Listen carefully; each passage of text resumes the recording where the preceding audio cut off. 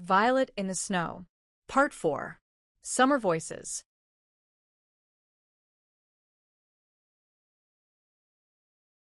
Summer arrived gently, brushing the forest with light and color. The trees, once cloaked in white silence, now rustled with birdsong and emerald leaves. Violet's garden thrived, sprigs of lavender and thyme lining the cabin, tomatoes ripening beneath the sun, wildflowers bending playfully in the breeze. She had built a swing from 2 sturdy branches and thick rope just past the stream. In the afternoons, she sat there, rocking slowly, letting the wind tug at her thoughts. She sketched more now: leaves, insects, her cabin reflected in the water. Each image captured not just a moment, but a feeling she hadn't known how to express before. One day, while checking on her garden beds, she heard laughter. It was distant, then closer. 2 hikers emerged from the woods, young, tired, and startled by the sight of the cabin. Violet waved. They introduced themselves, Kayla and Theo, siblings trekking through the old forest trail, unaware anyone had made a home out here. She invited them in.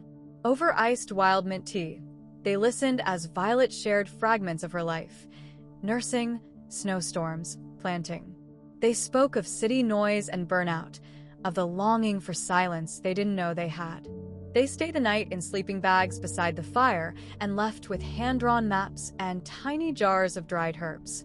Word spread, slowly but steadily. By mid-July, other travelers found their way down the trail. Some stayed a few hours, some a few nights.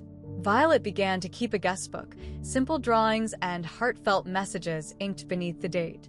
The cabin, once a sanctuary of solitude, had grown into a quiet refuge for others. And Violet, with every story she listened to, found pieces of herself mirrored back. Ash still watched from the edges, aloof but present. Violet often thought of him as a guardian. Of her, of the cabin, of the soul of the forest itself. One evening, as fireflies blinked like embers among the trees, Violet hung a lantern by the path.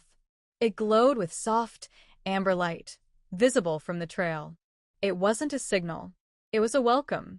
She no longer needed to leave the cabin to connect with others. Her care, once threaded through sterile halls, now bloomed in open fields and gentle conversations. She was still a healer, just in a different language.